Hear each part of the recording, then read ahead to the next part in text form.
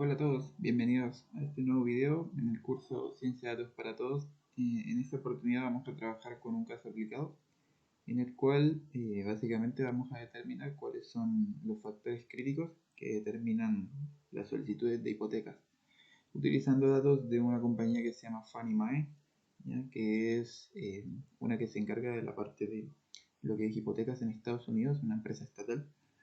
Y bueno, ¿no? La idea de este caso es poder definir bien lo que es la pregunta problema y delimitar de forma apropiada lo que queremos hacer. Entonces, primero vamos a traer algunas librerías, como Pandas, NumPy, Matplotlib, Seaborn, StatModels, entre otras. Vamos a trabajar con un estilo ggplot para lo que son gráficos. Acá nos vamos a conectar al Drive, eso ya lo hemos hecho en anteriores oportunidades. Vamos a trabajar con dos datasets, ahorita les voy a comentar, pero nada. Esta es la ruta. El archivo en el que vamos a estar trabajando es este, se llama caso aplicado Fannie Mae, préstamos hipotecarios, el número 18, y los datos los van a encontrar en esta carpeta, ¿ya? Ahí abajo en el enlace estará lo que es el link para acceder a esos datos. Bien, de manera de introducción, entonces, bueno, nada, recordemos que una hipoteca es un préstamo para comprar una casa y es de vital importancia saber qué factores son los que controlan que a una persona le den o no ese préstamo para generar hipotecas. Entonces, imagínense que son investigadores o trabajan en una empresa y su jefe les pide que identifiquen cuáles son esos factores críticos que hacen que una aplicación sea válida o que no se estudie ni siquiera. Entonces, respecto al contexto analítico, bueno, vamos a ver que vamos a trabajar con dos tablas. Ahorita más adelante les voy a mostrar un poco de qué son. Son tablas bastante grandes en formato plano TXT. Y a través de eso vamos a poder responder la pregunta de interés, que al final de cuentas es esta de acá. Parece una pregunta muy sencilla, pero hay bastantes cosas detrás. Lo primero que vamos a hacer es entender cuál es la pregunta de interés, porque solo con esta frase que está acá a veces podemos quedar muy cortos. Lo segundo es, bien, vamos a comenzar a identificar qué información puede ser clave para responder el problema. Lo tercero, vamos a leer tablas. Vamos a después utilizar esas tablas para explorar datos, generar algunos insights y algunos resúmenes numéricos que nos permitan responder a la pregunta básica. Entonces, bueno, en este caso la pregunta es bien sencilla en teoría. Dice qué factores son los que valen la pena analizar o son críticos a la hora de evaluar una solicitud de préstamo hipotecario. Entonces, esta pregunta parece que es muy general, es muy grande, abarca mucho de lo que se refiere a préstamos. Entonces, no sabemos si, por ejemplo, el jefe lo que quiere es los factores que contribuyen a que el préstamo sea aprobado o simplemente los factores que disminuyen el desempeño de lo que es el prestamista o el codeudor, o si de repente les interesa los préstamos de Estados Unidos o en otra región o algún grupo particular. Entonces, bueno, uno de los primeros ejercicios es básicamente identificar, oye, ¿cómo podemos aclarar esa pregunta? ¿Ya? Y en ese sentido, bueno, acá puse algunas variables, cuál de las siguientes es algo que se puede medir, ¿ya? Porque eso es una de las cosas importantes. Entonces aparece si el préstamo se aprueba o no, si se aprueba o no el préstamo por el monto solicitado inicialmente, el desempeño del deudor, o identificar si son opciones buenas o malas, o ninguna, ¿ya? Y ahí, como ven, cosas que se podrían medir y son bastante interesantes son si el préstamo se aprueba, son cosas que históricamente se tienen, y adicionalmente el monto, ¿ya? El desempeño a veces no es tan fácil de medir, eso depende de muchos factores, así que a priori esa sería como la respuesta, ¿ya? Serían variables binarias principalmente y la otra sería eh, lo que es el monto. Entonces, otra pregunta es la población de interés. Hay que aclarar qué población es la que nos interesa. En ese caso, podría ser de todas las personas de Estados Unidos, o de un solo estado, o de viviendas de unas solas personas, o viviendas plurifamiliares, madres solteras, o todos los hogares, o todos los anteriores serían ejemplos de preguntas para aclarar. Y bueno, aquí la respuesta sería la D, porque básicamente nosotros estamos abiertos a lo que se necesite, ¿cierto? Podríamos analizar todo, aunque va a tomar más tiempo, pero básicamente eso sería lo que tendríamos que hacer. Entonces, nada, ahí esa sería la respuesta. Y luego, este otro ejercicio conceptual se refiere a qué factores son los que vamos a medir realmente. Entonces, por ejemplo, hicimos una lista de cuáles valdrían la pena de trabajar. Por ejemplo, no sé, características demográficas, por ejemplo, el género, el historial crediticio, el tiempo de aplicación, características de la casa que se compra, estructura de amortización de la hipoteca. Y bueno, preguntas o factores que son realmente interesantes en este caso sería, por ejemplo, la puntuación crediticia, que es un score que es multidimensional y va a tener en cuenta muchos componentes sociodemográficos. El 3 respecto al momento de la aplicación y el tiempo en el cual lo hace, cuánto tiempo lleva pagando. El 4 sería la ubicación, un ejemplo para lo que es características de la casa. Y en el 5, claro, cuántos años lleva pagando esa hipoteca. ¿Ya? En el 1, bueno, ejemplos para características sociodemográficas tenemos muchas: género, lo que es, de dónde es, de qué país es, y bueno, cosas de ese estilo. Entonces, cada una de estas variables son como las macro variables que después uno puede ir desglosando de a poco. Y acá lo que hicimos fue poner como algunos ejemplos para cada uno. ¿Ya? Bien, luego de esto tenemos que definir básicamente lo que es el dataset ideal. ¿Cuál sería nuestro dataset ideal? Y para eso, bueno, puse esta pequeña pregunta: ¿qué factores son las que afectan a las solicitudes de hipotecas de una sola persona en Estados Unidos? Y cuáles están relacionados con la devolución del préstamo a tiempo. ¿Ya? Entonces, bueno, básicamente uno necesita saber qué variables le permiten responder ese tipo de preguntas. En nuestro caso, claro, una forma sencilla de medir eso sería, bueno, cuánto le prestaste a la persona y cuánto se demora en pagar. ¿Ya? Y esa es la forma más fácil de poder medir eso, aunque uno puede ir más a detalle. ¿Ya? Entonces, bueno, hay que tener cuidado con la muestra que se elija, eso es algo importante, si es que no se tiene muestras de los datos a analizar. Y respecto a la recopilación, bueno, ahí también hay que tener cuidado porque si no podemos salirnos de los límites de la pregunta de interés. Por acá hay otra pregunta conceptual y es, bien, respecto a la pregunta de interés, si tuviéramos igualdad de condiciones, nosotros preferiríamos trabajar con un conjunto de datos sobre hipotecas unifamiliares que contenga A, B o C. Entonces aquí dice 10.000 solicitudes, 250.000, 500 solicitudes.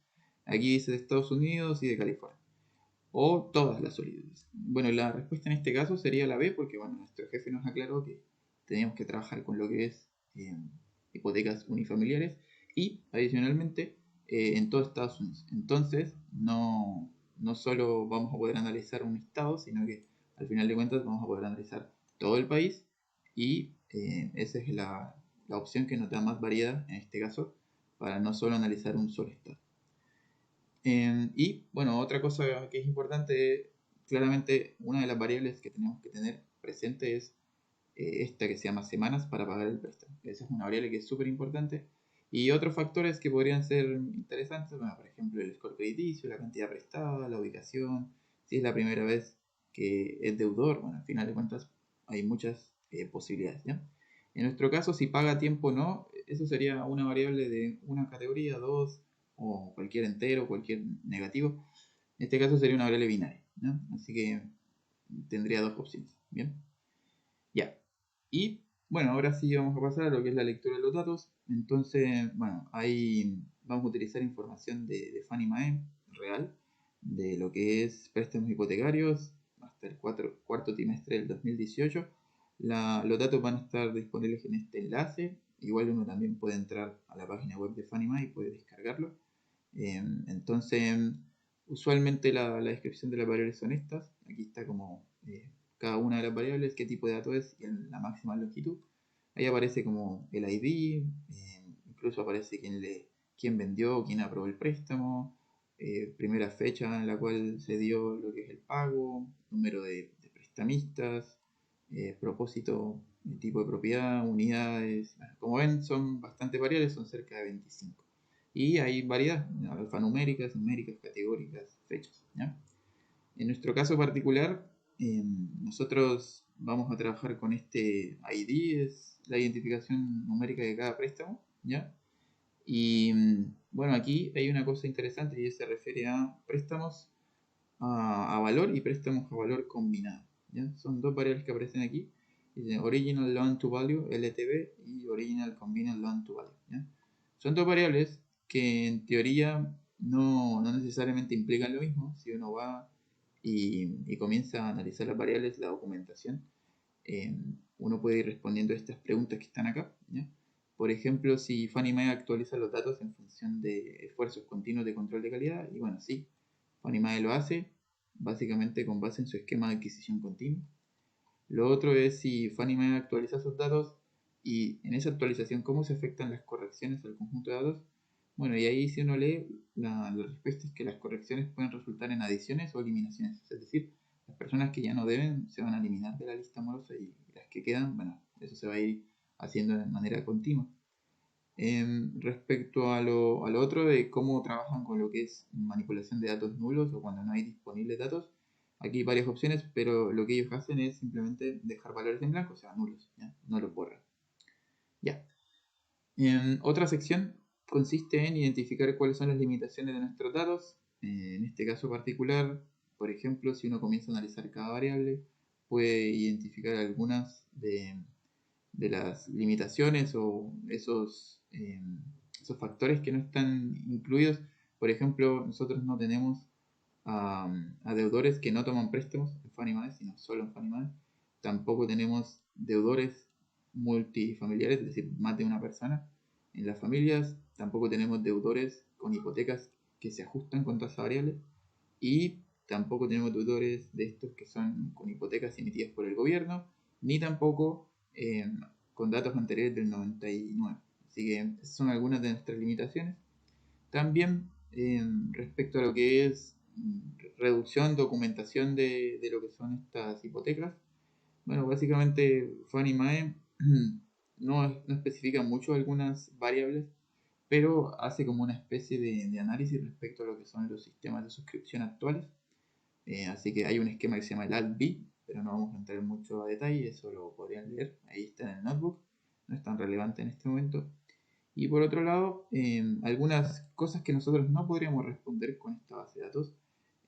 Claramente, por ejemplo, no podemos responder qué factores son críticos para que alguien decida, en primer lugar, no solicitar el préstamo, porque nosotros no tenemos las personas que no han solicitado, ¿ya?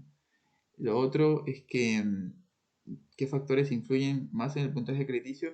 Bueno, no va a ser tan sencillo hacerlo con estos datos, ya que no tenemos tantos factores, ¿ya? Para poder hacer eso. Solo tenemos 20 variables. La tercera, básicamente, se podría hacer esto de identificar qué causa que un deudor no cumpla, pero estamos limitados de acuerdo a las condiciones que tenemos, ¿ya? No podemos hacer de fondo preguntas causales o fenómenos causales porque no tenemos suficiente información para poder hacer eso por ahora, pero sí podemos tener una buena aproximación. Y finalmente esta última, bueno, también podríamos hacer esto de verificar con qué frecuencia los deudores hacen pagos porque tenemos la información temporal, ¿ya? Entonces, bueno, vamos a pasar a la siguiente fase. Lo anterior lo que hicimos fue simplemente definir pregunta de interés, objetivo, delimitación. Y ahora vamos a ver lo que es el Data Acquisition. Entonces, como ven, vamos a tener información como esta, ¿ya? Y nada, voy a mostrarles un poco sobre lo que es los datos. La primera es una tabla que se llama datos de adquisición, ¿ya? Tiene 39 millones de solicitudes de préstamos y vamos a explorar solo el segundo trimestre, es una muestra. Está en la carpeta datos, se llama Acquisition Data 2018 Q2, que viene a ser estos datos de por acá, ¿ya? Es un archivo en formato TXT, plano, y vamos a cargarlo, ¿ya? Esto no tiene encabezados, así que para poder leer los encabezados hay que predefinirlos. Entonces eso es lo que vamos a hacer. Ahí como ven, estos son los IDs, los nombres, los códigos, y como ven, todas las variables ahí están para cada préstamo. Entonces, con estos nombres que aparecen en la página web, definimos los encabezados. Leemos la tabla con esta propiedad, read table. También se podría utilizar read CSV. El separador es un tabular en este caso, así de esta forma, vertical. Y aquí asignamos las columnas. Y como ven, entonces ahí tenemos lo que son nuestros datos, ¿ya? Son 25 columnas, ¿ya? Y bueno, algo que es de interés es, por ejemplo, ver el propósito de lo que son los préstamos junto con el score crediticio, ¿ya? a ver qué tanta relación puede existir entre esas dos variables. Y bueno, al hacer este boxplot, tenemos tres tipos de categorías para el propósito, y es uno que se llama P, es para comprar una casa que ya existe; el que se llama R es para refinanciar, a veces la gente presta para eso, o simplemente para construir su propia casa. Y como ven, claramente la gente que tiene mayor score crediticio suele ser la que va a comprar una casa nueva. Usualmente es porque eso cuesta más y el dinero va a ser más difícil de soltárselo a personas que pidan más dinero, ¿ya? Mientras que los que van a hacer su propia casa usualmente tienen un score crediticio un poco más bajo, ¿ya? Bien. Y claro, la distribución parece simétrica en términos de lo que estamos observando en general. No hay unas tendencias súper marcadas, así que nada, esa sería como una interpretación respecto a eso. Y aquí puse algunas preguntas ya respecto a lo que podemos observar de los puntajes crediticios, pero en general las distribuciones no difieren mucho, ¿ya? La mediana sí cambia, la variabilidad también un poco, pero en general no hay como unas variaciones súper grandes, ¿ya? Bien, algo que hice por acá fue comenzar a hacer unos diagramas de dispersión entre lo que son puntajes crediticios y de codeudores. El co-borrower es el que se conoce como codeudor y el borrower es simplemente la persona que es deudora. Entonces lo que hice fue simplemente elegir esas dos variables, las puse en un vector x y y. Después aquí filtré para que me quedaran en todos datos que no tuvieran nulos, ya sea teniendo en cuenta los índices de x o de y. Y después hice un scatter plot entre esas dos variables, ¿cierto? Después hice esto que es un heat map, es un mapa de calor. Para eso utilicé una función que se llama histogram, le pasa a las dos variables la cantidad de cuadros que quiere generar en x y y. Aquí va a quedar guardado el objeto, los límites en x y y. Y aquí puedes guardar lo que son la estructura que va a generar el heatmap, se llama extend en este caso. Luego con esta función que se llama imshow puedes generar lo que es un mapa de calor, ¿ya? Mostrando esa distribución crediticia. Y después acá lo que hice fue traer esta función que se llama lognorm para resaltar aún más esa relación, ¿ya? Para que se viera más fácil. Entonces al ejecutar este código, va a salir un resultado acá. Ahí se ve una especie de tendencia, ¿cierto? Un poco creciente respecto a lo que es la estructura de score crediticio y codeudor. Con los datos originales también se observa una relación como que va en crecimiento proporcional, ¿cierto? Y cuando uno la acentúa por medio de la escala log-norm, ahí se ve que sí, claramente hay una especie de asociación entre esos dos score crediticios, ¿ya? Ya, y esa sería como esa parte de estructuras básicas. Ahora también nosotros podríamos sacar conclusiones respecto al rendimiento. Entonces vamos a cargar otros datos, los cuales tienen información del segundo trimestre del 2018 respecto a lo que son o sea, el pago de los diferentes hipotecas en ese trimestre. Entonces se llama Performance 2018 Q2. Es un dataset que está por acá. Es similar al anterior, es una muestra del trimestre. Entonces, bueno, es muy grande, no pesa ahí, no va a salir. Pero estas son las columnas. Si uno va a la documentación, las puede colocar. Es una tabla sin headers. Acá lo que hacemos es colocarle los nombres, leer la tabla, ¿cierto? Y básicamente ahí nos va a salir la información. Es una tabla bastante pesada. Tiene, tiene cerca de... Son como 1000, 18.000, 20.000 datos, ¿ya? Y hay una variable que se llama meses ajustados a madurez, ¿ya? Eso básicamente son aquellos que tienen vencimiento cero, ¿ya? Y eso básicamente son aquellos que no se han entregado a tiempo el pago, ¿ya? A mí me interesa trabajar o tener una columna que me indique si eso eh, se ha mantenido para cada uno, ¿ya? Entonces lo que hice acá fue verificar todos los que no tienen esa condición, ¿ya? Los que todavía están haciendo refinanciaciones sobre sus hipotecas. Entonces acá creo una columna que se llama Loan Repaid on Time y esos básicamente son los que puse acá como true o false para tener idea de cuáles han hecho refinanciación y cuáles no. Bien, y después lo que comenzamos a hacer fue generar estos diferentes gráficos donde vamos a comparar eh, lo que son las tasas de interés respecto a lo que son saldos de capitales y la antigüedad del préstamo. Hice un pequeño boxplot entre lo que es si la persona ha repagado o ha refinanciado su préstamo y lo que es la tasa de interés actual. Y ahí, como ven, hay algunas relaciones interesantes, ¿ya? Pareciera que básicamente, en este caso, ahí la respuesta es que las hipotecas pagadas a tiempo tienen o tienden a tener las mismas tasas de interés con algunos valores atípicos significativamente más bajos, ¿ya? Que es lo que se observa aquí en el box plot azul, ¿ya? Entonces, las personas que pagan a tiempo, en este caso, están diciendo que sus intereses se van reduciendo, lo cual tiene sentido. Ya las que no, sería el cuadro rojo o el box rojo, es todo lo contrario, tiene que aumentar. De la misma forma, también podemos mirar lo que es el actual UPB, ¿ya? Que básicamente es un score real que mide como la integridad del préstamo, ¿ya? Entonces, ahí básicamente se observa que no hay muchas diferencias, ¿ya? Entonces, no se puede decir que hay una diferencia entre esta variable para las personas que pagan a tiempo y las que no, o las que han refinanciado. Y por último, hice un gráfico asociando lo que es la edad, hace cuánto tiempo se hizo el préstamo y si se ha refinanciado. Y ahí hay algo interesante, no sé si logran observar aquí esta gran cantidad de outliers presentes en este caso, ¿ya? Y ahí se puede concluir que básicamente las hipotecas que se pagan a tiempo tienden a tener la misma antigüedad, pero con algunos valores significativamente más antiguos, ¿sí? En comparación con los que no hacen sus pagos a tiempo, ¿ya? Y bueno, nada, esa era básicamente la idea de este caso. Esos datos se pueden utilizar para hacer muchas más cosas, pero nada, trabajamos con unos datos, en este caso de Fannie Mae, de familias de una sola persona, y comenzamos a analizar factores importantes que controlan que las personas paguen a tiempo.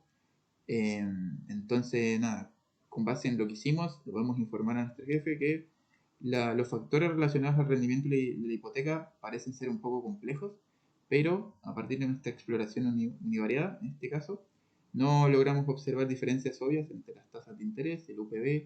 El UPB simplemente es el saldo de capital pendiente de pago y la antigüedad del préstamo, ¿ya? Versus las personas que pagan a tiempo y las que no pagan a tiempo. Entonces, sí logramos ver que había una relación entre los puntajes crediticios del deudor y el deudor, y hay una tendencia positiva, pero hay presencia de una gran variabilidad con bastantes outliers en la mayoría de análisis. También logramos concluir que estos datos de Fannie Mae no son suficientes para responder la pregunta de interés del jefe. En este caso, nos harían falta más factores o más variables para poder tener un mejor entendimiento de este problema. Y bueno, para que recuerden, nada, importante que siempre que nosotros tengamos cualquier problema hay que comprender y aclarar la pregunta de interés, ¿ya? Y a veces esas preguntas se hacen de manera vaga, de manera muy simple, y a veces eso no delimita bien lo que uno va a hacer. Lo segundo es que hay que entender nuestros datos, qué es lo que nos pueden dar y qué es lo que no nos pueden dar, con el fin de optimizar lo que es tiempo y esfuerzo. Y como tercer punto, nada, cuando uno obtiene esas limitaciones y esas capacidades, sabe qué puede incluir y qué no puede incluir en sus análisis. Y eso de fondo va a impactar lo que son las conclusiones finales, ¿ya? Entonces, nada, ahí más adelante vamos a ir repasando lo que son diferentes procedimientos que se hacen dentro de Data Science, como lo que son limpieza, generación de gráficos, cálculos formales, entre otras cosas. Así que nada, esa sería la idea de este caso. Espero que les haya servido y nos veremos en una próxima oportunidad. Recuerden, cualquier comentario es bienvenido y nada, hasta la próxima, que estén muy bien.